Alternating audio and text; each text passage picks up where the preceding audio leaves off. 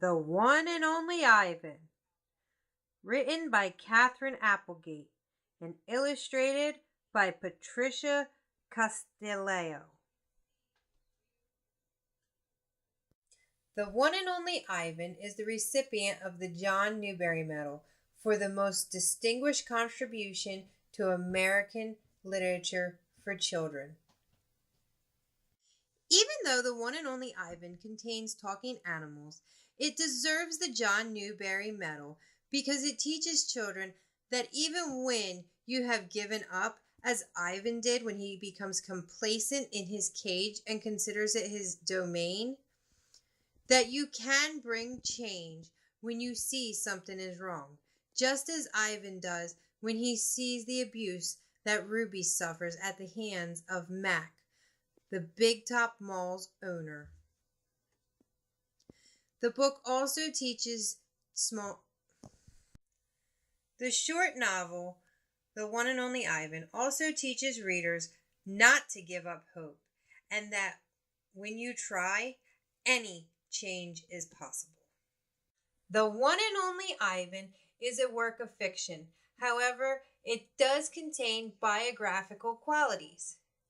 Even though not all the events are exactly how they happened, there was a gorilla named Ivan who actually did live in a shopping mall for close to 30 years until the public began to realize that the conditions in which the gorilla lived were not conducive to his health.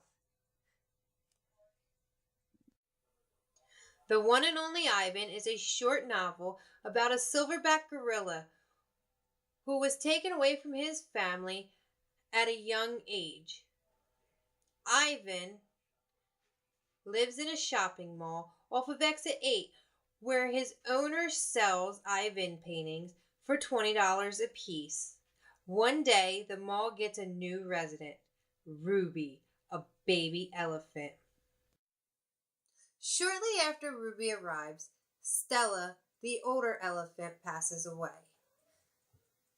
While Mac, the owner of the Big Top Mall, is trying to train Ruby, Ivan witnesses the abuse she is put through. He decides it is time for a change within the mall and uses his artwork to bring about this change. Ivan makes a big picture of a zoo and it is placed on a billboard. This changes the public opinion on the Big Top Mall. In the end of the story, Ivan and Ruby are adapting to their new habitats and to other animals within the zoo that they are taken into to live.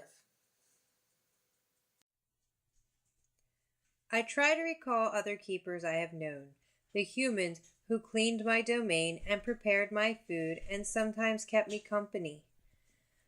There was Juan, who poured Pepsis into my waiting mouth, and Katrina, who used to poke me with a broom when I was sleeping, and Ellen, who sang "How Much Is That Monkey in the Window" with a sad smile while she scrubbed my water bowl.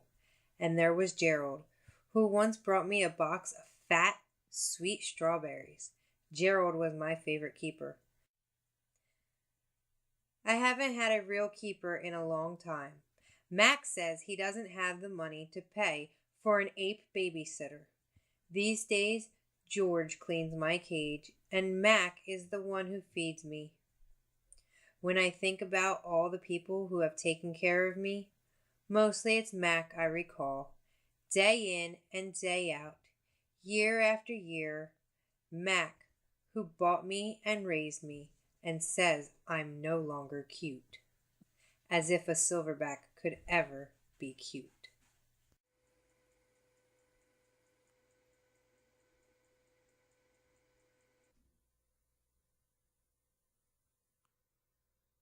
Copy of The One and Only Ivan by Catherine Applegate today and find out how a silverback gorilla living in a shopping mall helps a lonely, scared baby elephant and changes his own life and public opinion at the same time.